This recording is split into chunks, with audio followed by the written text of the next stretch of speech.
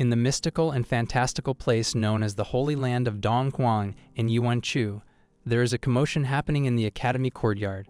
The martial artists are discussing the rumor that the seventh elder is looking for a disciple. In addition to this rumored seventh elder is said to be a beautiful lady. The seventh elder is famous for never taking any disciples throughout the years, so everyone wants to show off their skills to catch her eye. Behind this group of martial artists, a new red-haired man confidently shows up. He is the protagonist, Jian Yuer. He had just been training, and he has already been hit 999,000 times. This means that he only needs to be hit 1,000 more times to reach 1 million and his Qianlong physique will activate. Jian Yuer stares at the group of martial artists, wondering what he needs to do for them to start beating him up. Unfortunately, his thoughts were interrupted when a girl arrived, calling out to Jian Yuer. The blonde beauty arrogantly asks Jian Yuer what he's doing there in the academy. Jian Yuer recognizes the girl as Ling Yu, a bully who always sicked her dogs on him. He only manages to survive thanks to his system. But since his physique would soon kick in, Jian Yuer grins at the thought of not having to endure her anymore. The other martial artists finally take notice of Jian Yuer and ask him if he wants to be the seventh elder's disciple also. Jian Yuer realizes that if he angers this group of people, he might just get hit 1,000 times, so he quickly says yes and asks them if they have any complaints. The martial artists crack their knuckles and point out that their senior sister, Ling Yu, is the most deserving of the position because of her beauty. They threaten Jian Yuer to leave if he doesn't want to get beaten up. However, getting beaten up is what Jian Yuer wants to happen. Thus, he continues the argument and points out that beauty doesn't equate to becoming a good disciple. Additionally, he also points out that the girls from Yushin are more beautiful than Ling Yu. All the men were insulted while Ling Yu doesn't understand what the big deal is until one of the guys explains to her that Yushin is a brothel. This finally triggers Ling Yu's anger. Steam pours out of Ling Yu's furious face as she warns Jian Yuer that she will never forget his insult. Meanwhile, Jian Yuer tries to play coy and act as if he's starting to be afraid of Ling Yu by warning her not to come closer. Ling Yu feels delight in seeing Jian Yuer squirm, but Jian Yuer, a true paragon of gender equality, pulls his fist back and surprises her with a quick punch to the face. Ling Yu flew off in a rocket of blood and was hurled a few meters back, causing all the other martial artists to shout in concern for their senior sister. Meanwhile, Jian Yuer confidently reiterates that he already warned her not to come closer. All the other martial artists are infuriated by how Jian Yuer treated their senior sister, so they all jump on him with their staffs, kicks, and punches. Jian Yuer smiles at the barrage of attacks since this is all that he wanted. They ganged up on Jian Yuer, hitting him repeatedly while insulting him. Jian Yuer cowers in the ground, enduring their punches and even hoping that they ratchet up the intensity of their attacks. Meanwhile, up in the balcony of one of the buildings, a blue-haired girl is watching the commotion down in the courtyard. She is the seventh elder, Yuxui. She asks her attendant who is the guy currently getting beat up, and the attendant explains to her that it's an outer labor disciple named Jian Yuer, who is famous for being a waste of space. This piques Yuxu's attention since in her 300 years, all of her supposedly genius assistants have miserably fallen. Maybe this time, getting a useless student would be the right move. Yuxu jumps down from the balcony and into the fight below. Meanwhile, her attendant sighs in regret. He knows that her master avoided taking a disciple for 30 years because she didn't want to murder another student. But now that she's forced to take one, he isn't sure if this would be a good or bad thing. In the courtyard below, Yuxu could hear the insults being hurled at Jian Yuer. She confidently walks to the mob of martial artists and orders them all to stop. She will now announce the results of her disciple selection.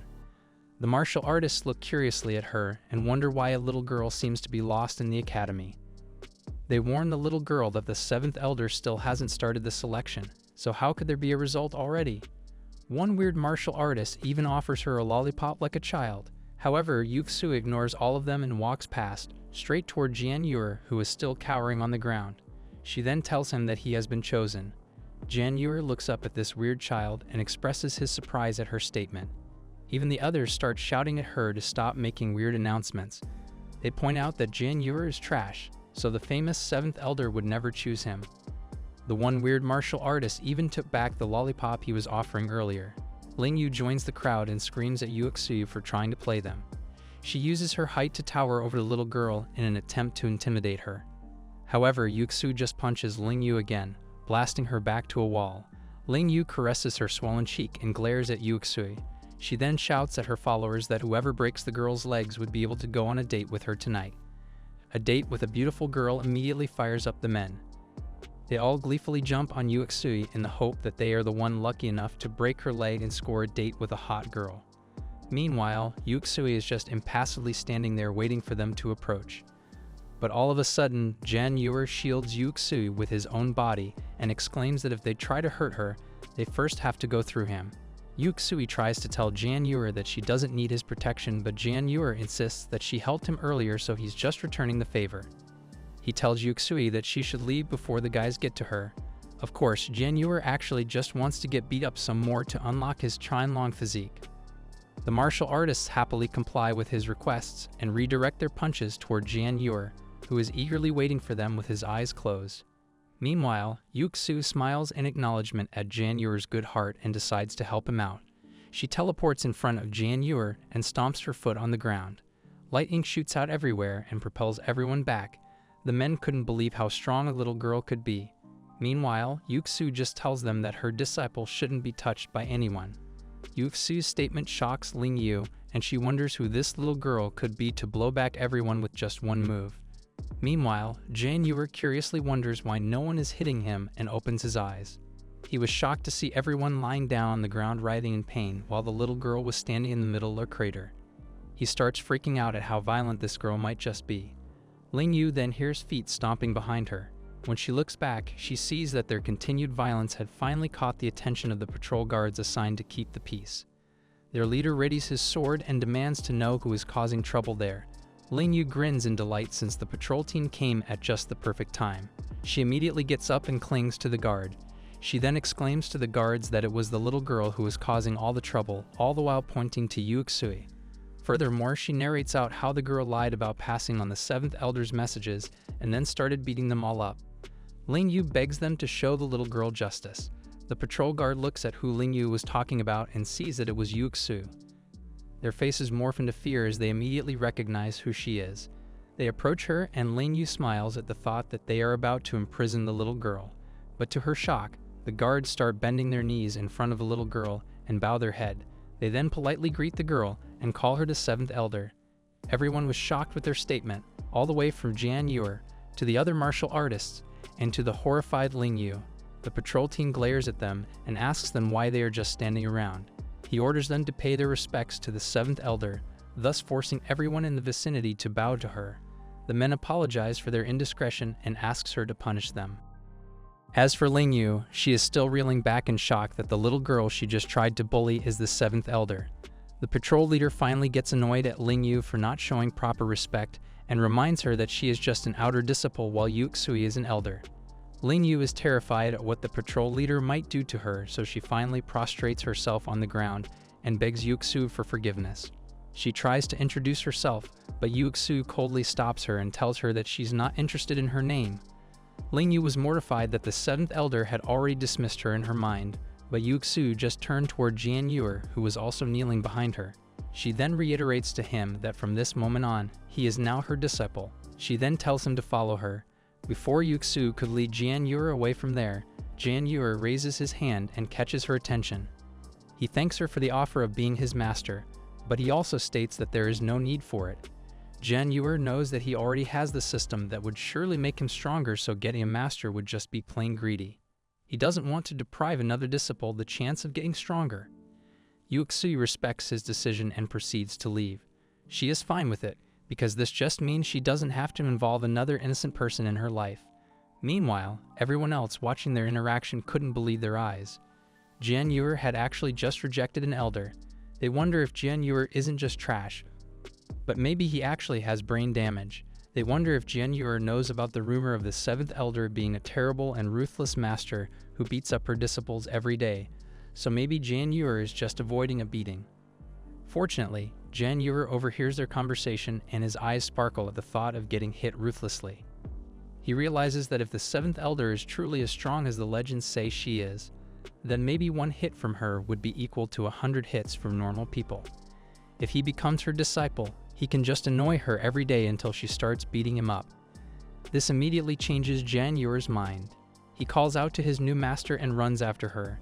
Yuxui hears him and stops walking, but Jian Yuer smoothly goes on his knees and slides all the way over toward Yuxui. He then immediately hugs her knees and asks her if they can talk over her offer again. Yuxui reminds him that he already rejected the offer and overheard how ruthless she is for students who fail her expectations, so why would he still want to be her disciple? Jian Yuer replies that it would be perfect since he already has high expectations for himself. Yuxui gazes at Jian Yuer's happily pleading face, and she couldn't help but acknowledge that he is a pretty interesting guy. Thus, she picks Jian Yuer by the shirt and flies up to the sky with him in tow. Below them, all the other martial artists are left angry and jealous that Jian Yuer easily became a disciple. They don't understand what just happened when they are clearly more talented and better looking than him. Meanwhile, Ling Yu promises Jian Yuer that she will pay back his humiliation of her in the future. No one notices that someone else is watching the whole thing. A face made up of violet energy is watching them and observing Ling Yu with interest. The face observed that Ling Yu's character and physique all exceeds the requirements, so it shows itself in front of Ling Yu and asks her if she wants to become an inner disciple. Ling Yu is terrified at the disembodied voice talking to her, and she asks the face who it is. The face smiles and explains that she is someone who can make her an inner disciple and also help her in her vengeance against Jian Yuer. Ling Yu is suspicious and asks the face why it would help her like this, but the face just tells her that it is part of a deal. She touches Ling Yu's forehead and transmits the details of the deal to her. Ling Yu's eyes widen in shock at what the face is asking her to do. It wants her to murder the seventh elder. The face tells her to quiet down and wait for someone arriving that will bring her to the inner hall. She also warns Ling Yu that if she ever tells anyone else about their deal, Ling Yu will die. The energy then dissipates, leaving Ling Yu alone with her thoughts. Ling Yu strengthens her resolve and promises herself that she is not someone easily controlled by anyone. Meanwhile, in the Holy Land of the early Yuan dynasty, something is happening at the Holy Temple. Guang Yangjin bows to her holy master, Lu Wei, and reports the recent movements of the seventh elder. Guang Yangjin narrates how Yuxui deliberately chose a piece of trash when Lu Wei had ordered her to accept disciples. She guesses that this must be Yuxui's way of challenging her. Upon hearing her report, Lu Wei raises her hand and creates a new holy order to be disseminated. She now proclaims that Yuxui would be deprived of the right to use medicine for 3 months. Lu Wei didn't like being cruel to her little sister, but she sincerely believes only Yuxui's disciple can open up the secret realm. At the same time, Yuxui and Jian Yuer finally reach their destination at the Boshan secret realm. Jian Yuer excitedly looks around and praises the place. It was infinitely better than the old thatch hut he used to live in. An attendant approaches them and happily welcomes Yuxui back. Yuxui introduces Jian Yuer to her attendant and explains that he will be her disciple for the foreseeable future, so they should probably explain the rules of their realm to him soon. The attendant then nervously informs Yuxui that she has more pressing concerns. Guang Yangjin, the Holy Master's servant, is here and has a holy order for Yuxui. Guang Yangjin then calls out to them and shows the holy order that Lu Wei had given her. She informs Yuxui the bad news that she is now disbarred from using medicine for 3 months. Yuxui accepts the order and turns around. She realizes that the Holy Master must finally have had enough of her bratty attitude. But that's fine. She also had enough of their treatment of her. Guang Yangjin did not expect Yuxui's reaction. She didn't even react badly or get angry when she lost access to the medicine. However, the person that did get angry is Yuxui's attendant. The attendant couldn't believe the holy order and points out that Yuxui got injured because of the sect in the first place. She had been suffering in pain for the last 30 years because of the sect, so how can they just revoke the supply of medicine? Jian Yuer is listening to the whole thing and manages to understand the gist of what's happening. He realizes that the reason the seventh elder must not have accepted a disciple for 30 years is because she was grievously injured. Guang Yangjin responds to the attendant by pointing out that it's not the Holy Master's fault that the medicine was revoked. She then reveals that the real reason the medicine rights were cancelled is that Yuxui chose a trashy martial artist as her disciple. Jian Yuer was confused how he became the cause of all the conflict, but Guang Yangjin dismisses him with just one look. Yangjin points out that he clearly doesn't have any spiritual energy, so he is indeed a waste of a disciple.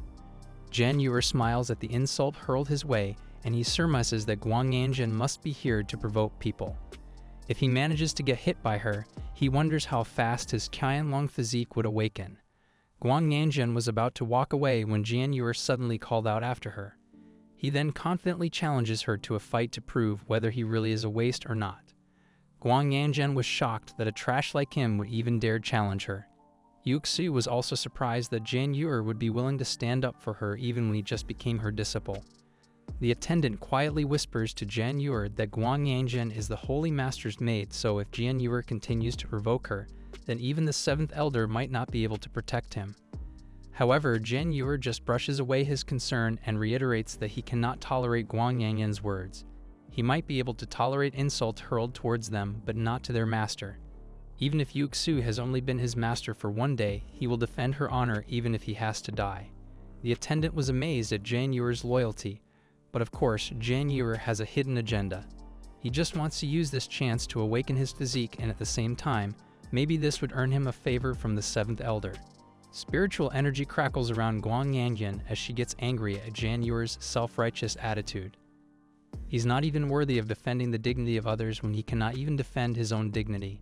However, Jian Yue excitedly goads her more and even promises to let her have the first move since he doesn't want to bully women. This finally spurs Guang Yanzhen to attack and she rears her feet back. She introduces Jian Yue to her knee, who immediately gets blasted back into the ground in a huge explosion. The attendant was terrified for Jian Yue's health, and he tries to ask the seventh elder to intervene.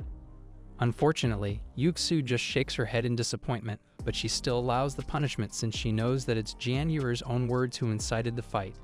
Maybe a little suffering might make her foolish disciple grow. Guang Yanzhen starts walking away from the injured Jian Yue. Since Jian Yue is just at the first stage of ki refining, it would be unworthy of her to continue bullying him. She would spare him this time for the sake of the seventh elder, but she warns him that she will definitely murder him next time if he tries to provoke her again. To her surprise, Jian Yue manages to reply and say that they still aren't finished now, so why are they talking about their next fight? Jian Yue's Qianlong physique has finally awakened, and he pushes himself off the ground. Yuxu notices that something suddenly feels different from Jian Yue. Meanwhile, Guang Yanzhen tells Jian Yue to stay down and punches him, but Jian Yue counters with his own kick. Both attack collides in the middle and their ki clashes in a show of strength. A few moments later, Jian Yue's ki wins, and his foot defeats Guang Yanzhen's fist, with her wrist bones immediately shattering from the impact. Guang Yanzhen couldn't believe what just happened, but Jian Yue's kick just continues on its trajectory, hitting her in the chin and sending her tumbling to the ground until she finally stops in a heap. Jian Yue looks down on her defeated body and asks her how it feels to be defeated by a ki refining stage trashy disciple. Guang Yanzhen tries to talk with her mangled jaw and asks him how he defeated her when she's already at the peak of ki refining. Jian Yue imagines himself boasting and laughing in victory, but he cannot tell anyone about his system.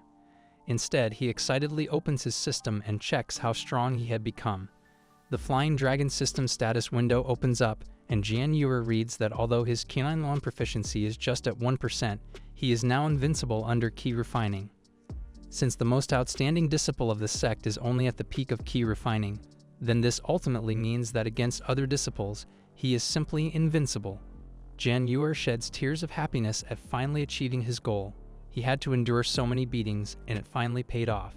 He couldn't control his happiness, and he starts jumping in joy, crying, and laughing all at the same time. His emotions are so intense that the attendant starts worrying if Jian Yue has some screws loose on his head. Yuxu calls out to Jian Yue, and he happily asks him if he just saw how awesome he is. However, the words die on his lips as he notices that the aura Yuxu is giving off is not one of pride but of anger. Yuxu coldly asks Jian Yue if he is just hiding his strength this whole time. Jian Yue shakes in fear and tries to come up with an excuse for his sudden evolution, but Yuxu slaps him in the face and demands that he stop lying. The slap was so strong that it immediately caused Jian Yue's physique proficiency to climb up from 1% all the way up to 38%. Yuxu continues pummeling Jian Yue and scolding him for hiding his strength. She only took him in because he was a waste, but now it turns out that he is actually a genius. The continued beating further drives Jian Yue's proficiency up to 69% and then to 98%. Meanwhile, the attendant nervously watches and tries to explain to Jian Yue that this is just how the seventh elder shows her love. She was actually so nervous earlier because she was afraid that he was about to die, so she's now just relieving that stress. A battered Jian Yue crawls and clings to Yuxu, begging her to stop. Her attacks are so violent that his body might not be able to handle it anymore. If this continues, he might end up becoming a cripple. Unfortunately for him, Yuxui exclaims that the thing she hates most in the world is being lied to. Since Jan Yuer wasn't trash, then she would just make him one. She then sends out a blast of ki straight at Jan Yuer's head, apologizing to him, but at the same time telling him that it's better for him to be trash than to end up dying. The blast of ki hits Jan Yuer directly in the chest, and he was blown back. This also further pushes his Qianlong proficiency into 100%. Golden energy starts radiating out of Jan Yuer. Yuxui notices the sudden influx of ki coming from Jan Yuer, but she doesn't understand what's happening. The golden energy radiates so quickly that it hits her, causing her to be bathed in golden light and scream in pain. The attendant tries to come to their rescue, but the golden energy soon balloons in size that it almost covers up the whole courtyard. The attendant can only shield his eyes away from the blazing inferno with the two martial artists still inside it. A few seconds later, Yuxui emerges from the blast, but her appearance has changed. She touches her face in stunned silence and observes that she has regained her old body. She had recovered from her injury, and she's not a small child anymore, but a beautiful lady. Her attendant also expresses his surprise that she was finally healed and back in her original form. He asks her what happened, so Yuxui tries to guess what occurred. All she knows is that Jiang Yuer's energy activated an unknown energy inside of her. This unknown energy then healed her back into her original form. Meanwhile, Jiang Yuer gazes at his master from the ground and compliments her grown-up appearance. He also notices that she's wearing something white, which confuses Yuxui. When Yuxui realizes that he was talking about her underwear, she immediately punishes Jiang Yuer once again. A few minutes later, she asks Jiang Yuer what he saw, and Jiang Yuer wisely admits that he didn't see anything. Jiang Yuer recognizes that her master is truly the devil if he will get beaten up like this every day. As for Yuxui, she orders her attendant, Attendant Wei, to give all the remaining medicine to Jiang Yuer so he can heal his injuries. She wants him back to full health when he reports to her tomorrow. Attendant Wei tries to protest since they just had their medicine supply cut off. If they used the remaining ones they had in storage, then there would be none left for Yuxui herself. However, Yuxui didn't budge on her decision and just ordered him to follow it. Yuxui recalled how Jiang Yuer's energy had restored her true form. If they can replicate it and figure out how it happens, then she might never need medicine ever again. Meanwhile, the battered Jiang Yuer is just thankful that he will be getting treated soon. At the Tao Shu secret realm, the place where the medicine is held, the caretaker of the medicine, the second elder Lian He, was surprised at what her subordinate just reported to her. They had just learned that the Holy Master had cut off the seventh elder's right to the medicine for 3 months, and in response, the seventh elder injured Guang Yanjian, the Holy Master's maid. Lian He expresses her worry about Yuxui since she knows that if she doesn't have medicine for 3 months, then her injuries might become worse. Thus, she orders her disciple Ji Yun to accompany her to Baoshan. They will be visiting Yuxui. At the Yaoshan secret realm, the fourth elder, Fan Zi, expresses her interest at the news that her colleague, the seventh elder, had just hit the Holy Master's maid. She wonders if she should also pay a visit to Yuxui. At the Linghan secret realm, the sixth elder Zhu Ya giggles at all the news she's hearing. Yuxui was injured 30 years ago, which caused her strength to disappear and her disappearance to revert to a child. She wonders if Yuxui would actually become a baby now that her medicine supply has been cut off. Zhu Ya then orders her disciple, Mu Chenggang, to put her shoes on her so that they can visit Baoshan and see if Yuxui is finally a baby. Back at Yoshan, a rooster welcomes the new day as Jiang Yuer stretches in front of the rising sun. After taking all the elixirs that Yuxui gave him yesterday and combined with his Qianlong physique, he is basically good as new. He wonders what his next move should be now that his Qianlong physique proficiency. Does he still need to get beaten up, or is the next step different? He then notices a beautiful woman arriving with a disciple behind her. Jiang Yuer drools at the sight of her, while Yuxui arrives to greet the visitor. Yuxui welcomes the second elder, Lian He. Lian He was surprised at Yuxui's appearance and happily asks her if she finally recovered from her injuries. When Yuxui explains that her recovery is just temporary, Lian He calls over her disciple who has in his hands a tray of medicine. Lian He had quickly prepared an assortment of medical pills for her once she heard that the Holy Master was cutting off Yuxui's supply of medicine. Yuxui looks nervously at the pills and asks her how fast she made them. Lion, he smiles and replies that she made it as fast as she can since she was worried about Yuxui. This makes everyone nervous, and Attendant Wei recalls how famously scatterbrained the second elder is. Lion He's skills with alchemy are second to none, but she tends to make mistakes when she's in a hurry. In fact, the attendant remembers eating one of her youthful pills and he almost died. He sincerely regrets not reverting to his youthful, handsome appearance. Lion He starts tearing up when she notices that Yuxui seems to dislike her pills. She promises that she made them very carefully, and Yuxui tries to assure her that her pills are excellent. To avoid eating it herself, Yuxu spots the drooling Jian Yuer and immediately thinks up an idea. He calls Jian Yuer over, who excitedly approaches the two beauties. She then orders Jian Yuer to eat all the medicinal pills to heal up all the injuries he sustained yesterday. Jian Yuer happily accepts the medicine and praises Yuxu's kindness. However, Yuxu just urges him to hurry up and not leave any leftovers. Jian Yuer has no idea about the danger that the pills might cause to his body, so he happily gobbles up the elixirs, while Attendant Wei can only watch in horror. Jian Yuer obliviously swallows the tray of medicine and wipes away his tears of happiness with how caring his master had been recently. Lion He asks him how the medicine tastes. Jian Yuer was still thinking of what to say when he abruptly felt pain shooting up his stomach. His system also blares out a warning that he has been poisoned. Jian Yuer manages to say that the medicine seems to be poisoned before toppling over into the ground. Lion He exclaims this is impossible since the medicine she makes has a good reputation across the Holy Land. She even asks the three other people nearby since they had all eaten her medicine in the past, but the three people shiftily look away and lie to spare her feelings. Lion He scolds Jian Yuer for lying and accusing her medicine of being poisonous, but Jian Yuer is busy choking on the ground. Jian Yuer points out that he's clearly been poisoned and Lion He agrees with this. However, she wonders if it might be something else that caused it. She kneels in front of Jian Yuer to study his body and starts questioning him about what's different about him. Is it because he has too low a cultivation level, or maybe it's because he took so many pills simultaneously? Jian Yuer could only endure Lion He's mistreatment of him, but his gaze drifted down to her skirt.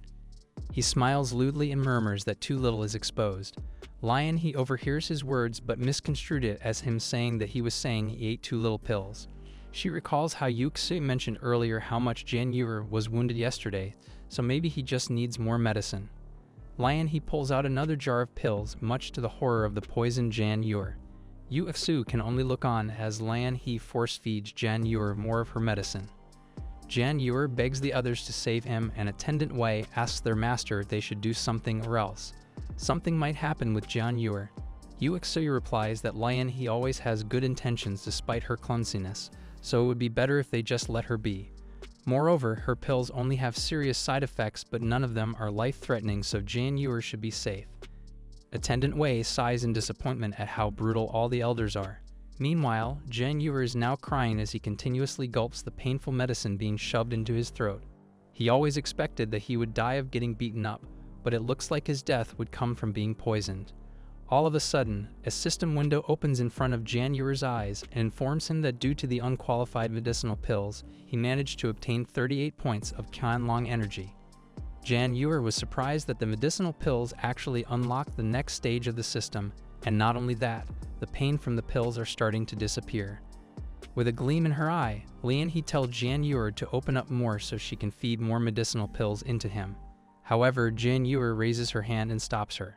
Lion He becomes angry and asks him if he hates her pills, but Jian Yuer clarifies that what he actually hates is how few her pills are. He admits how yummy her pills are and begs her to give him more. Attendant Y is getting confused with the situation. Did the poisonous pills finally make Jian Yuer go crazy after eating all of those pills? Meanwhile, Yuxu smiles at how interesting his disciple's behavior is. Lion He was touched that someone finally found her pills to be yummy, and she proclaimed to the world that Jian Yuer has the best eye in the whole Holy Land. She then grabs him by the hand and promises to feed him all the medicinal pills she currently has in stock. Jian Yuer was happy to go along with her, but a new disturbance distracts everyone. Time and space seems to fold that signals the arrival of a new person. It was another beautiful lady that quickly enraptured Jian Yuer's eyes. However, Yuxu got worried because this person is their holy master, Lu Wei. Jian Yuer wonders why the Holy Master would visit them there, and he wonders if maybe she is here to steal him away from Yuxu. His question was answered when Lu Wei used her magic to order Yuxu to kneel. She starts berating Yuxu for not only violating her intentions by getting a trash disciple, but also injuring her maid. Jian Yue was stunned that Lu Wei would just punish her subordinates like that. Yuxu tries to argue that she took a trash disciple because all of her former genius disciples were murdered when they were sent to that secret realm. She just doesn't want to involve and lose any more innocent people. She even questions Lu Wei why she seems to be so obsessed with this particular secret realm that only Yuxu's disciple can unlock. Lu Wei was angered by how Yuxu is talking back to her, so she increases the amount of keys she's putting out and blasts Yuxu away. When the dust settled, Yuxu had reverted to her child form, surprising Jian Yue. Lion He begs the Holy Master to spare Yuxu. She implores her to show mercy since Yuxu had just recovered her body. Attendant Wei also kneels and begs Lu Wei to spare his master in the name of their friendship. Meanwhile, Jian Yue just loudly shouts at the Holy Master. He angrily exclaims that she has no idea regarding the whole situation, so how can she just punish Yuxu like that? Firstly, Jian Yue points out that it was Lu Wei's own maid who insulted them, and he was the one who injured her, not Yuxu. Thus, she should be venting out her anger on him, not on his master. Lion He and Attendant Wei are both amazed and scared at Jian Yue's bravery. Not only did he shout at the Holy Master, but he didn't even use her title in talking to her. Lu Wei glances at Jian Yue and casually uses magic to slap him away. She doesn't believe that a first-level key refining disciple would be able to injure her maid. Lu Wei then tells Yuxu that she will be giving her one final chance to fix her mistakes. All she has to do is select a genius disciple from the outer sect and teach them the formation technique. However, Yuxu immediately rejects her orders and tells her that she has already made up her mind. She would never get any innocent person involved ever again, even if she has to die for it. Lu Wei retorts that even if Yuxu stays stubborn, this does not mean innocent people won't die. She then turns toward Jian Yue and asks her if he is the trash disciple she chose. Jian Yue is still unconscious on the ground from the attack earlier, which, coming from a strong golden core realm, actually also leveled up his Qianlong energy by 100 points. Yuxu asks her what she plans to do with Jian Yue, and Lu Wei answers by summoning a huge blade of lightning. She states that since Yuxu doesn't want to involve any innocent people, then she will just purposefully involve an innocent person herself. Jian Yue drowsily wakes up and sees a huge red warning sign in front of him, warning that an attack is imminent. The power of this attack would be beyond what Jian Yue's body could endure. A few moments later, the huge blade of Kai is crashing down towards Jian Yue before he can even move. However, Yuxu abruptly appears in front of him and casts her own ki to create a barrier in the hopes of protecting them both. The barrier manages to deflect the oncoming beam of energy, but it severely drains Yuxu's energy, and she ends up coughing blood and collapsing. Jian Yue catches her before she falls to the ground. Yuxu then uses her last remaining energy to tell Jian Yue that he should live on. Jian Yue was touched by Yuxu's words. He has been in this world for 3 years, and in those years, no one has ever cared whether he lives or dies. He knows that Yuxu has an ulterior motive for accepting him as his disciple, but during this moment, he knows that Yuxu had truly cared about him. She is currently the only person in this world that cares about whether he lives or dies. Thus, he cannot just abandon her.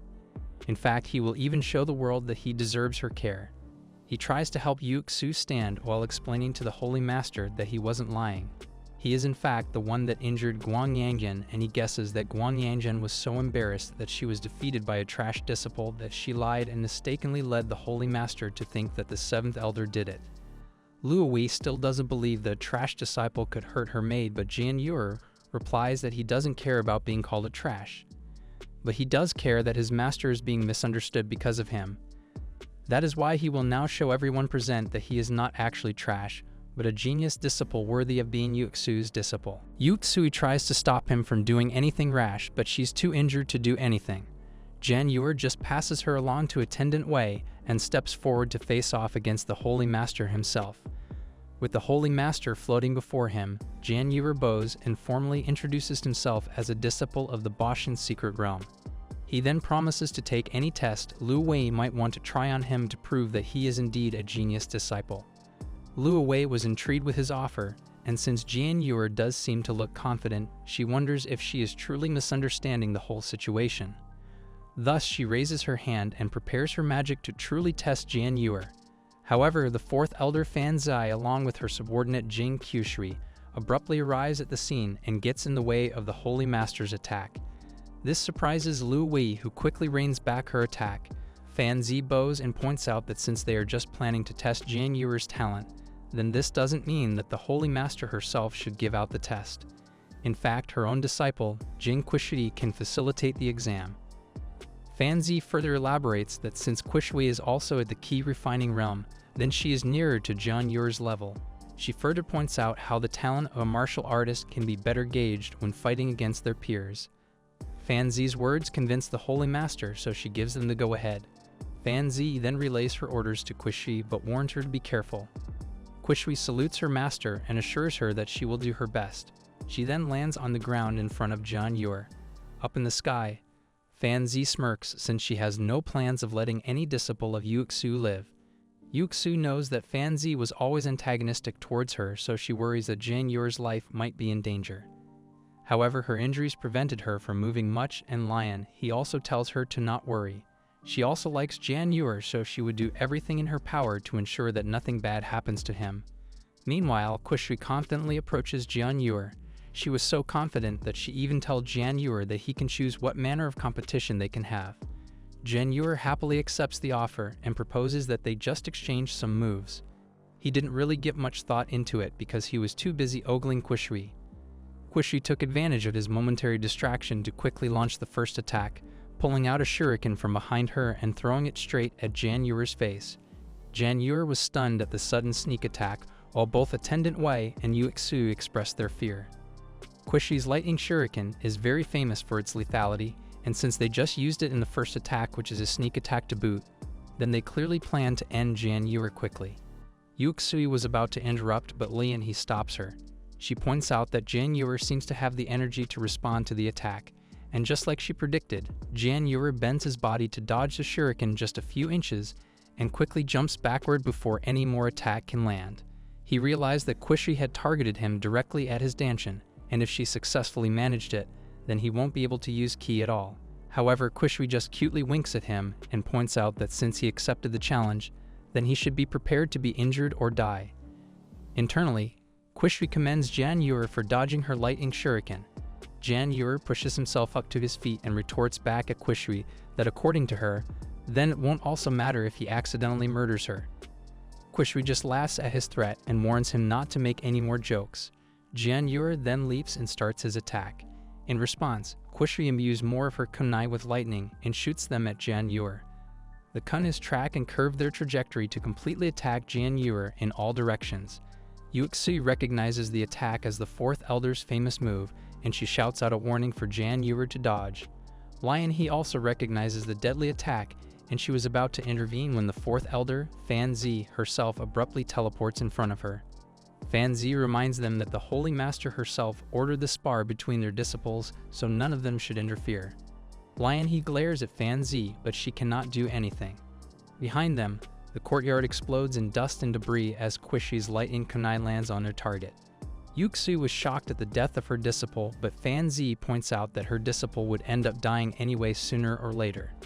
In fact, she even helped her by killing her disciple early before Yuxu could waste time training him. Qushui happily apologizes for not holding back, but Jian Yuer suddenly appears out of the dust with ki concentrated on his fists. He then leaps at the surprised Qushui and lands a destructive blow on her cheek. Qushui was rendered unconscious in one punch. This time, Fan Zai is the one reeling in shock. Her own disciple had just lost to the supposed trash disciple. Meanwhile, up in the sky, the Holy Master had just watched the whole duel. She can detect that Jian Yuer is only at the first level of ki refining, but she also noticed that he displayed strength equal to a martial artist in the peak of ki refining. She is starting to wonder if maybe she really did misjudge the whole situation. Maybe Yuxu actually did choose a genius disciple. Attendant Wei and Yuxu celebrate Jian Yuer's win, but Yuxu realizes that this means Jian Yuer would be involved in the secret realm no matter what she does. They also worry about Jian Yuer since he hadn't moved a muscle after landing the punch. Thankfully, Jian Yuer was actually just striking a cool pose, so everyone can remember his shining moment. Qushui recovers from the punch and sits up from where she hit the ground.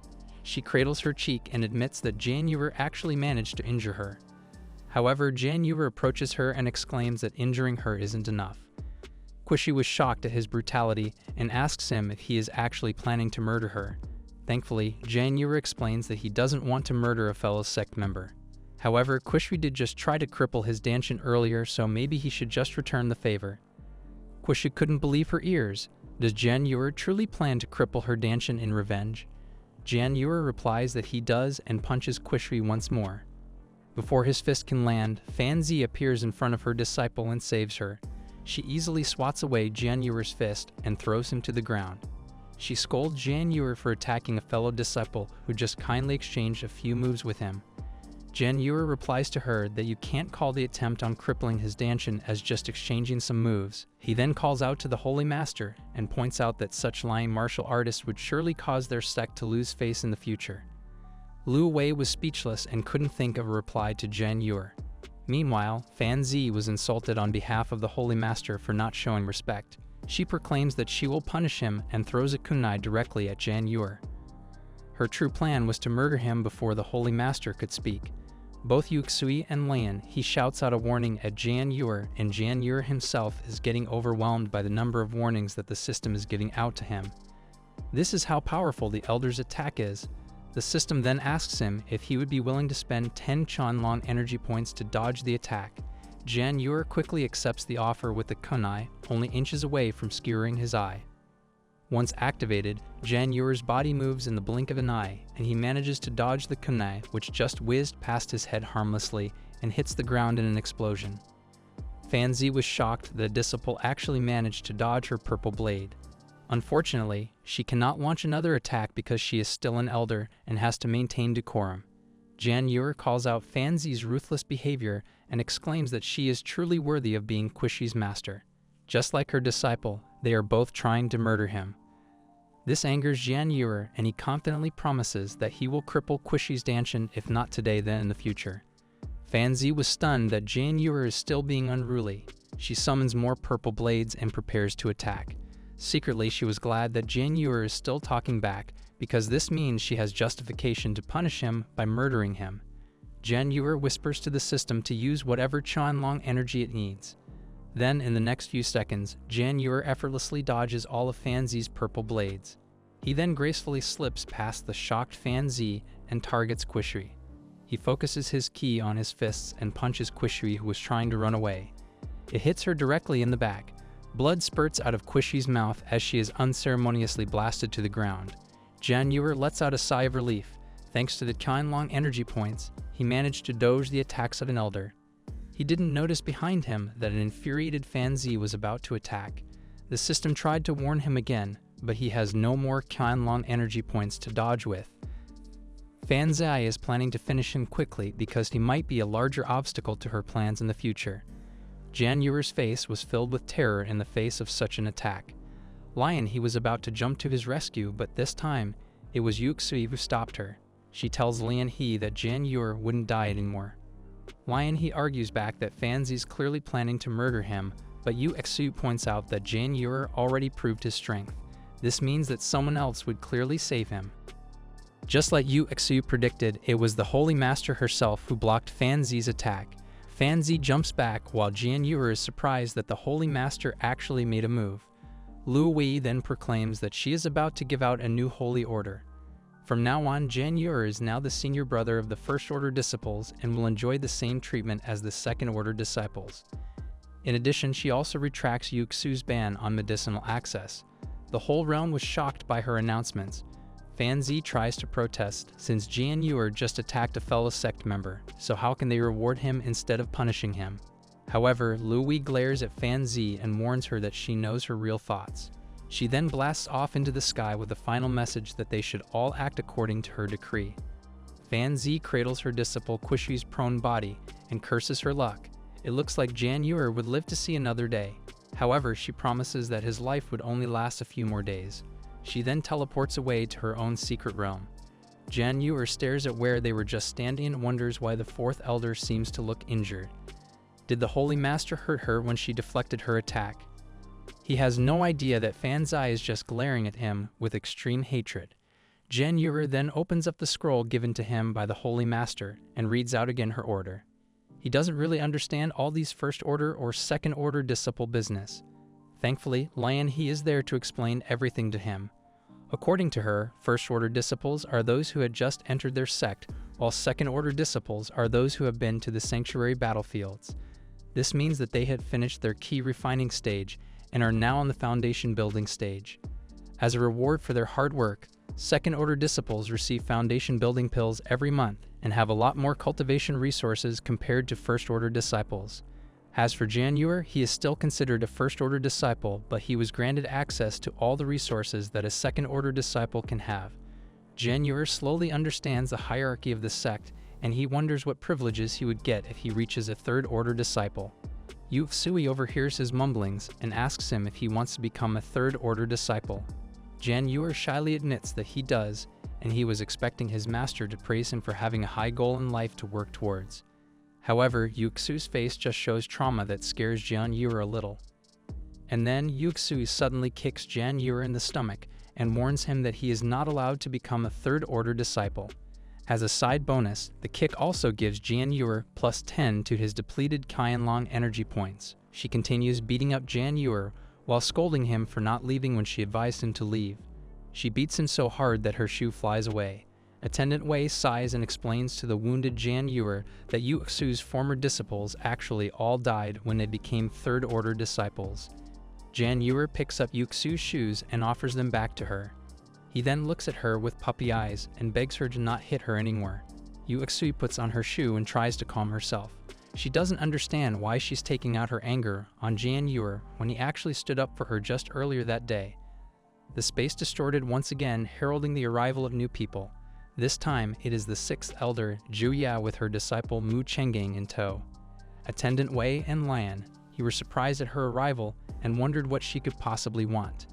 Meanwhile, Jan Yue is starstruck again at the arrival of a new beauty. Yu Xu greets Zhu Ya by name and Zhu Ya lightly scolds her for not using her title. She teasingly asks if Yu Xu is still in a bad mood because the Holy Master cut off her medicine supply. Yu Xu directly asks her if she just came to make fun of her, but Zhu Ya just approaches her and narrates how Yu Xu always seems to turn desperate situations to her advantage.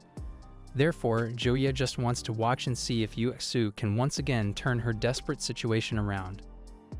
Jan Yue looks on in disappointment at the fact that more and more elders seems to be showing up looking for trouble.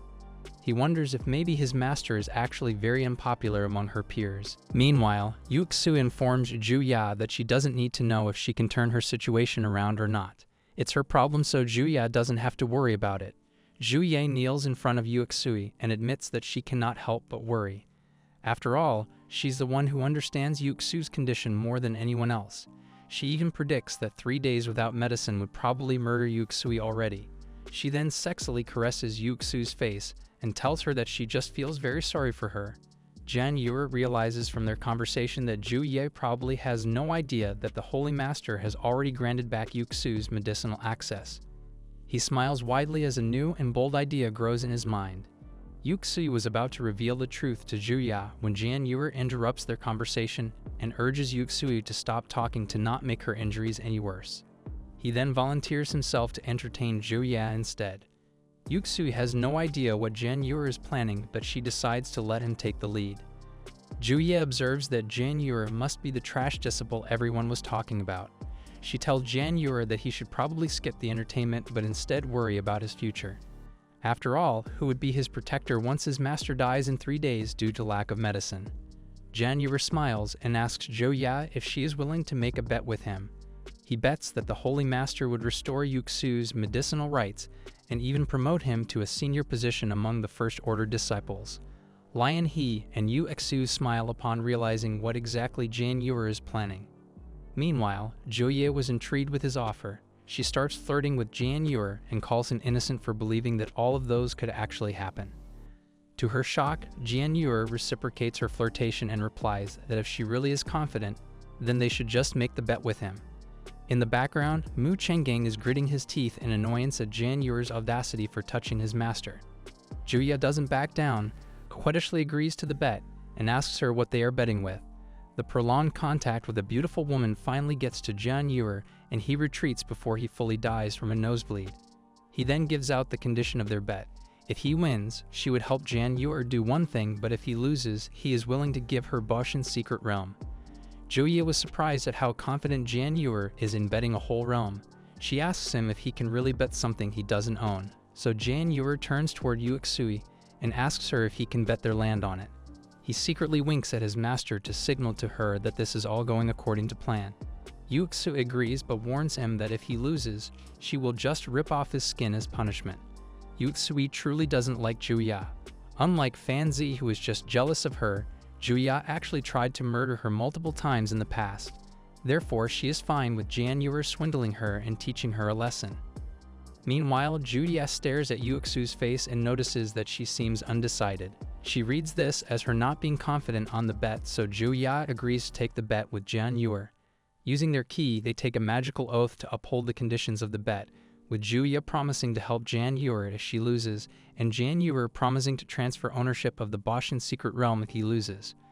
With their oath to the heavens made, Zhu Ya asks Jian Yuer how he plans to make the Holy Master grant Yuexui access to medicine and promote Jian Yuer at the same time.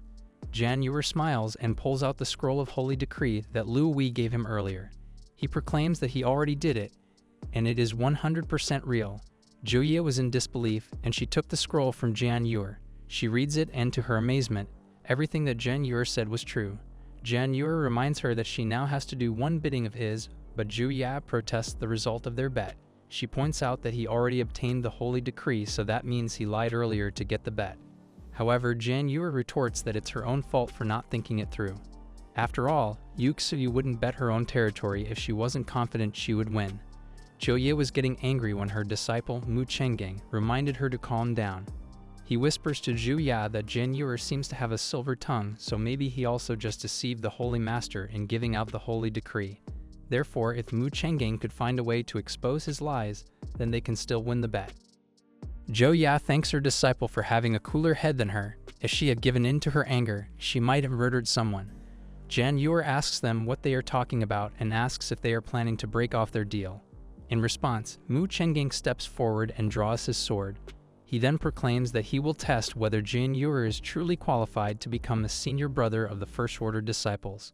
Since he is currently the strongest First Order disciple, then he would test Jian Yuer's abilities on behalf of all his peers. The moment he finished his speech, Jian Yuer smashes Mu Chenggang's face with his fist. Mu Chenggang rolled on the ground like a rag doll before finally collapsing. Zhu Ye was dumbstruck at what just occurred. She herself trained Mu Chenggang, so she knows how much Mu Chenggang's strength had advanced by leaps and bounds.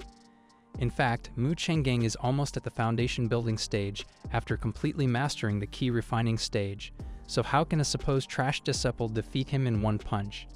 Meanwhile, Jian Yuer just calls out to the defeated Mu Chenggang that he should call him senior brother from now on. Despite coughing up blood and all his injuries, Mu Chenggang tries his best to stand up. He was taken by surprise that Jian Yuer could actually damage him that much in just one punch. However, Jian Yuer walks toward him and warns him that he is actually wrong. He can, in fact, not only injure him in one punch, but even murder him. Mu Chenggang glares incredulously at Jian Yuer. Jian Yuer further explains that he didn't murder him, but actually only gave him a little punishment because he only wants to teach him a lesson. Zhu Ya releases her intimidating aura and warns Jian Yuer that she doesn't need him teaching her own disciple anything. She then helps Mu Chenggang stand and help him walk away. They both know that they miscalculated their visit, and it looks like Yuexui's disciple is actually the real deal. Before they can retreat, Jian Yuer calls out to them and reminds them that this is still not over. Zhou Ye cannot believe the continued audacity of Jian Yuer and reminds him that he already beat up her disciple. What more could he possibly want? Jian Yuer shakes his head and reminds her that they still have an ongoing bet. Since she just lost, then she would now have to do one thing for him. Zhu Ye's aura shakes the environment as she advises Jian Yuer to forget about the debt, or else he might face unbearable consequences. Unfortunately, her intimidation doesn't work, and Jian Yuer just reminds her that they made an oath to the heavens. If they try to violate it, then the one who will face the consequences will be Zhu Ye herself. Zhu Ye's eyes widen once she realizes that he was right. She grits her teeth and acknowledges that she has no choice. In this instance, she can only follow what Jan Yur wants. She asks him what he wants but still advises him not to go overboard with the request. Thankfully, Jan Yur's order is simple. He wants Ju Ya to kneel on the ground and apologize to Yu Xui. Both Ju Ya and her disciple were shocked at the request. How can an elder be ordered to kneel? Even Yu Xui tries to talk Ju Ya out of the request, saying that she doesn't need the apology and they should still respect her rank as an elder despite her not being a good person. Instead, she advises Jan Yur to request for something that will benefit him or help him improve in his cultivation. Jan Yur smiles at Yu Xui and then simply tells her that to him, the greatest benefit is his master not being wronged. Yu Xui was touched by Jan Yur's loyalty to her. Jan Yur basically traded a great opportunity just to help her maintain her reputation. Jan Yur further points out that Fan Zi and Mu Chengging basically visited them just to laugh at their misfortune, so it is their duty to teach them a lesson or else it won't learn. On the sidelines, Attendant Wei was so moved by Jan Yur's dedication that he couldn't help but cry. For the last 30 years, others have looked down on them ever since his master got injured, so the sight of someone standing up to them had tugged on his heartstrings. Even Lion he voices her approval at Jan Yur's decision. She is so glad that a man is finally standing up for Yu Xui. Attendant Wei tries to point out that he is also a man, but Lion he just points out that old men don't count. Meanwhile, Ju Ya is still trying to convince Jan Yur to reconsider his demand. She further hints that if Jan Yur shows mercy here, then their future encounters might be more friendly and it might lead to better relationship between them. Jan Yur rejects this and points out he has no plans on dating her. All he wants to know is if Ju Ya would kneel or not. Ju Ya's aura flares once again at Jan Yur's fearlessness, and she shouts at him not to go overboard with his demands. However, the heavens seem to disagree with her since thunder suddenly fills the sky and a lightning bolt strikes down with a reminder of their oath to the heavens. This further fuels Jan Yur's confidence, and he goads Ju Ya to try and make a move.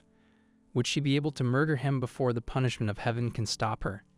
Ju Ya knows that she has no choice. If she gets punished by the heavenly Tao, then not only her own plans would be ruined, but also the plans of her senior brother. She vows to herself that she will never forget the insult Jan Yur had given her before finally capitulating to his wishes.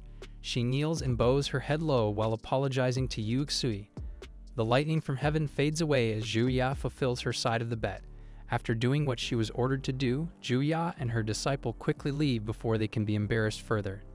Jan Yur watches them go while Yu Xui sighs and warns him that he has completely offended the sixth elder.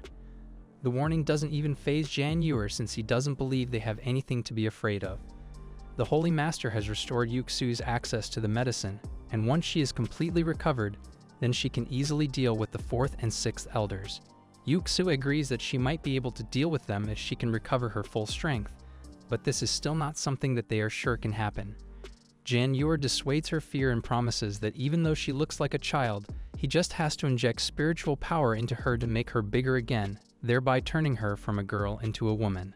Yu Xui blushes as she hears the possible innuendo, and she quickly changes the topic. She instead wants to discuss with Jan Yur something that might affect his future. Since he had already shown his strength in front of the Holy Master, then it's only a matter of time before the Holy Master orders him to do something.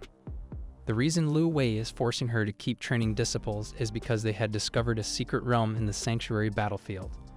Unlike all the other secret realms, this one seems to be a space-time channel array. This means it can travel across borders, but it also has a limitation. Only people with cultivation level on the Foundation Establishment realm or lower can enter it.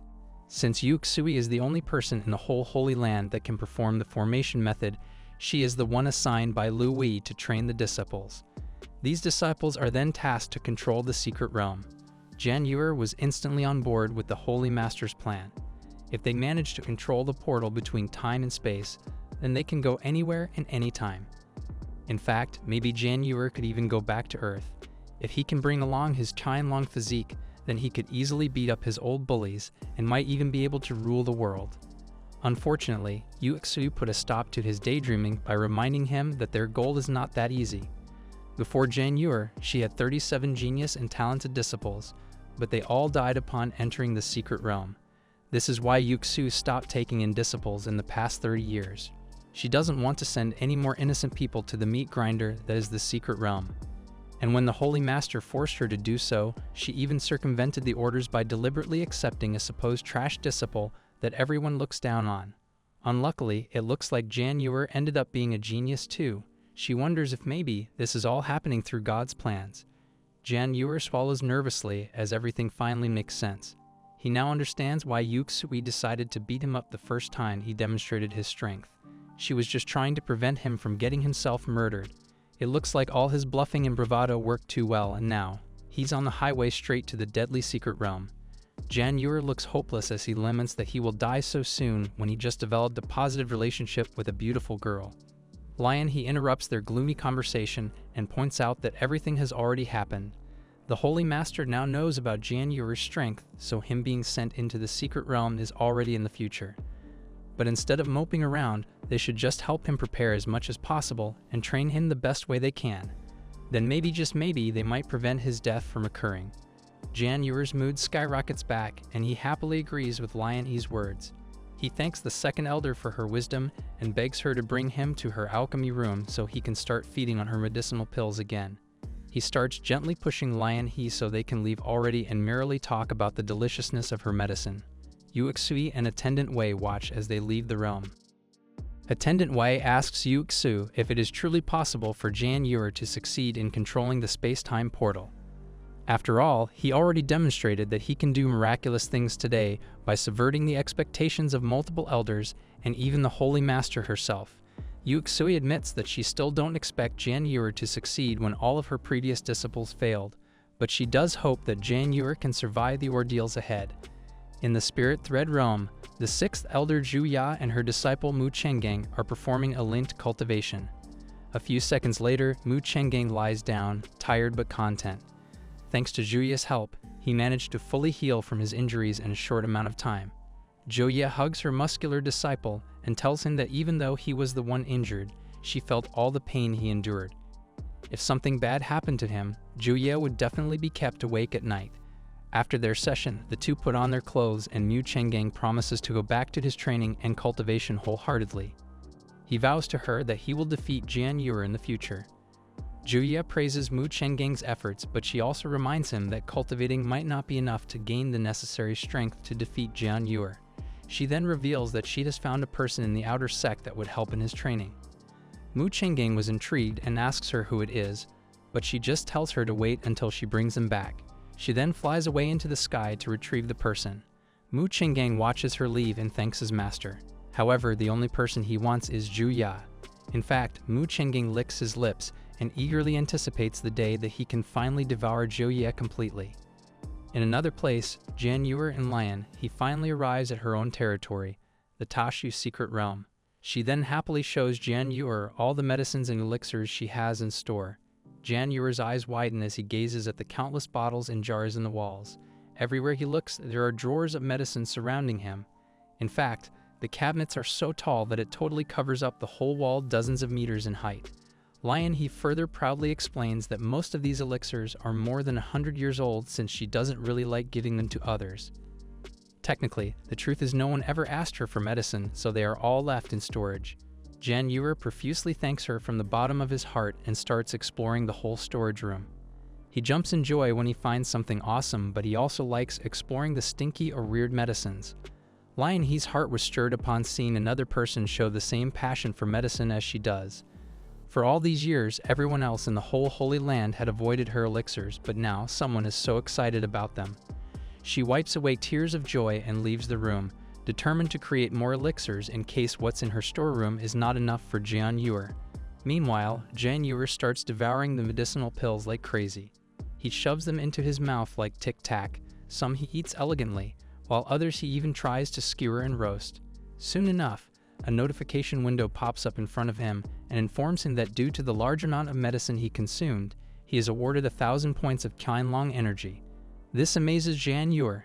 If he was able to avoid attacks from an elder by using 100 energy points, then what feats could he do if he uses 1,000 of them?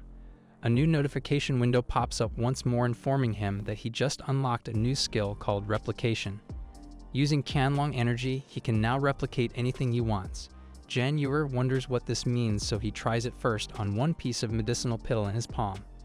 To his amazement, Another one forms right beside it. This is a great skill, but he then soon realizes that it actually consumed 99 points of Qianlong energy. Jian Yuer was then struck by another novel idea. What if he replicates and creates another master so that he is always surrounded by beautiful girls? This might consume 1,000,000 points of Qianlong energy, but dreams are there to be achieved.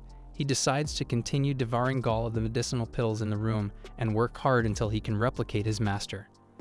At the alchemy room, Lian He is having trouble in creating more medicinal pills. Curiously, she cannot craft any more high-tier qualified pills. She wonders if it's because she doesn't have her vital spiritual fire anymore.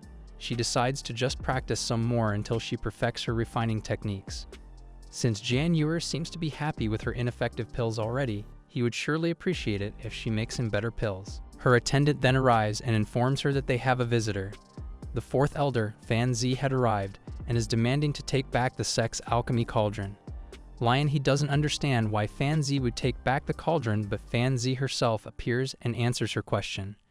She informs them that since the Holy Master had given her the position of internal affairs, she can reclaim the alchemy cauldron anytime she wants. Lian He asks her if she's just retaliating against her, and Fan Zi replies that it's her own fault she sided with Yu Xue against her. Lian He tries to reason with Fan Zi that the only reason she sided with Yu Xue is that she made a sacrifice for their sect in the past. This sacrifice is what led to her being injured, so she just wants to help her. Fan Zi replies that it's Yu Xue's fault for getting injured in the first place. She was the one who tried to seduce their senior brother when senior brother clearly had feelings for Fan Zi. Fan Zi even guesses that if it weren't for Yu Xue, their senior brother would have surely chosen her. Lian He starts insulting Fan Zi's appearance and argues back that their senior brother would never have chosen her. Fan Zi gets tired of their argument, so she goes back to just demanding that Lian He hands over the alchemy cauldron. Lian He denies her claim since the Holy Master was the one who gave her the alchemy cauldron, and she shouts at Fan Zi that she has no right to take it back. However, Fan Zi pulls out her badge and reminds Lian He that the Holy Master was the one who put her in charge of internal affairs. And since they are about to open the secret realm of the Molten Flame, then they would need a lot of Lingyuan pills for their disciples. She is taking back the alchemy cauldron so she can find a new alchemist to create them. Lian He looks apprehensive, but she argues back that she is the current alchemy master of the sect and she can refine the Lingyuan pill. Fan Zi laughs at her face and reminds her that ever since that incident years ago, Lian He had lost the ability to refine alchemy. She also points out that the only reason the Holy Master lent the alchemy cauldron to her is to take care of her fragile self-esteem. She then scowls at Lian He and informs her that she is no longer the alchemy master that once dominated the battlefield of the Holy Land.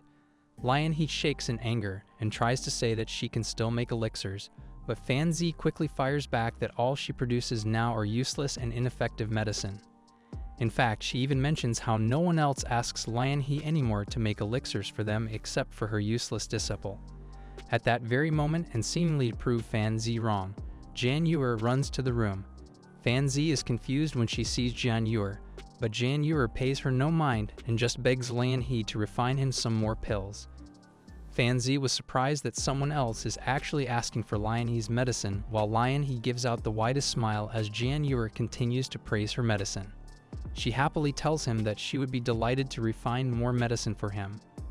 Fan Zi interrupts their jolly conversation and shouts at them to stop acting in front of her. Jian Yuer was surprised that another person was actually in the room, and not only that, it was Fan Zi, the elder who tried to murder him.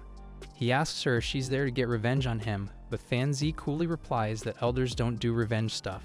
She is just there to take back Lian He's cauldron.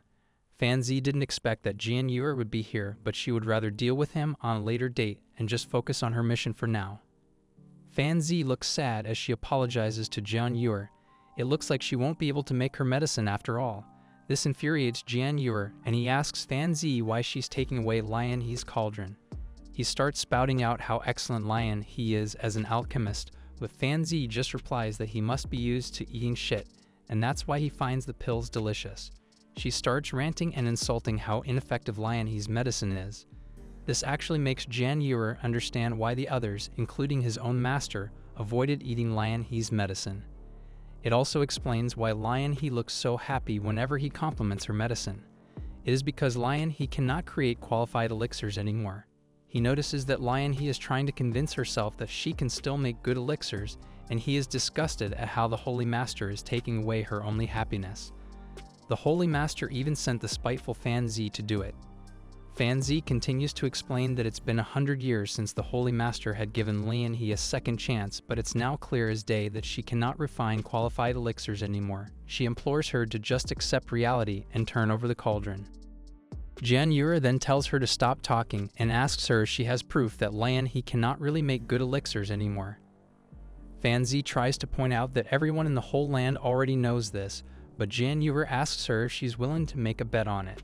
If they can create a qualified elixir, then Fan Zi would have to follow one order from him. But if Lian He fails, then Jian Yue himself would give her the cauldron, and he will even prostrate himself in front of others to beg an apology on behalf of both his master and the second elder. Fan Zi laughs and points out that a disciple kneeling is useless for her. She would rather see his master herself kneel. At that moment, Yuxi walks into the building and announces that she will join the bet too. Both Lian He and Jian Yue were delighted to see Yuxi visit them. Jian Yue quietly tries to ask her why she is willing to do the bet for her, but Yuxi explains that she only has to kneel and apologize if he loses. But afterward, she would definitely punish him until he dies. Jian Yue grins and assures him that he has a plan. Lian He tries to point out to them that she actually really cannot refine a qualified elixir, but Jian Yue shushes her and tells her to just trust in herself. He also assures her that he has a solution to her problem. Yuxi wonders if this time, Jian Yue would truly be able to trap Fan Zi with a bet too, just like he did with Zhu Ya. Jian Yue asks Fan Zi if she's now ready to do the bet. Fan Zi replies that she is. She desperately wants to see Yuxi bend the knee, and since everyone knows that Lian He cannot refine, then she won't lose no matter what. Jian Yue asks her to make an oath with the heavens, but this just irritates Fan Zi. She reminds him that she is a dignified elder, but Jian Yue continues to goad her. In the end, Fan Zi finally relents and swears to the heavens that she will grant Jian Yue one wish if he wins their bet. Jian Yue thanks her for doing so, and now it's time to start the bet. Fan Zi grins maniacally as she is excited to see Lian. He fails to brew an elixir and be humiliated. Jian Yue then addresses everyone that having an elder brew a difficult elixir is such a rare occurrence, so they should probably invite some disciples to watch. That way, they can do their bet while also educating the next generation. Fan Zi has no quarrel with this, since she thinks this would just mean more people would get to see Lian He crash and burn. The thought of more people watching worries Lian He, but Yuxi reminds her that Jian Yue must have a plan. He did manage to trick Zhu Ya before with another bet. Lian He decides to trust in Jian Yue, and Jian Yue orders Lian He's disciple to spread the word about the event. A few hours later, a mob of people had gathered at the alchemy field. They are curious about what's going to happen because, as far as they know, the second elder cannot make elixir anymore. Some hypothesize that the sect must be forcing the second elder to do it. After all, the sect did just force the seventh elder to get a disciple. They wonder if the sect is just trying to humiliate the second elder who hasn't refined anything for the past 100 years. In the middle of the crowd, Fan Zi asks Jian Yue if 1,000 spectators should be enough. Jian Yue replies yes, so they can finally move on to the refining section. Fan Zi hands over the pill that she wants Lian He to create. If she manages to copy it by even 50%, then she will concede and Jian Yue will win the bet. This confuses Jian Yue, since he thought they would just need to make an effective pill, but Fan Zi reasons out that they might just buy a random effective pill and try to cheat. This way, Fan Zi would be sure that they were the ones who refined the pill and make it more fair for everyone. Secretly, Fan Zi actually has another motive for giving out that particular pill. It was actually a pill she found in an ancient realm that boasts extraordinary effects. Surely Lian He would not be able to create it. Jian Yue knows that Fan Zi is up to no good and is probably trying to cheat. However, this doesn't have any effects on his own plans, so he agrees. He simply uses his new skill, duplication, to create another one of the ancient pills. It cost him 99 Qianlong energy, but when he opened his hands, he was now holding 2 pills. Fan Zi confidently asks him if they are already giving up, not knowing that Jian Yue has actually already finished creating a copy of the pill. Jian Yue just replies that the bet still stands and gives Fan Zi back the pill. He promises her that they will be able to recreate it. Lian He worriedly informs Jian Yue that she truly cannot make even the simplest of pills. even more so something like the one Fan Z had shown them. However, Jan Yuer just clasps her hand and encourages her to do her best. Secretly, he was passing over the duplicated pill he created. Jan Yuer then winks at Lion He and tells her to start working. Lion He goes along with the plan and jumps over to the cauldron. She now just has to pretend to create the pill. She doesn't really know where Jan Yuer got the extra pill, but she trusts his plans. Lion He throws various ingredients in the cauldron and fires it up. The spectators watch in awe at Lion He's skills. Some of them are starting to believe that she might be able to make it, but most of them think that Lion He's result would still fail. Fan Zai is also confident that Lion He's pill would end up a failure, and she is just embarrassing herself in front of all these people. All of a sudden, the cauldron explodes in a gout of fire. All the spectators laughed at her for failing again, and Fan Zai is already declaring her win. However, Lion He replies that she didn't lose and shows the recreated ancient pill in her palm. Fan Z was stunned, and so was everyone else in the crowd. The second elder actually proved that she can still cook. Fan Z still doesn't believe it and labels the recreated pill as fake or something. Jan Yuer tells her that she can test it herself and pick it up. Fan Z angrily grabs the pill and compares it with the original one. To her utter shock, they are perfectly the same. Even the spectators could sense that the energy fluctuations between the two pills are perfectly the same. This level of replication could only be the work of a master, and since no one in the land can do it, then the second elder is probably legitimately that good. The dumbstruck Fan Z drops the pill as she realizes that she actually lost the bet. She has no idea how or why Lion He had hidden her true powers all of these years. That's it for today's recap. Give us a like and subscribe for more videos. See you next time.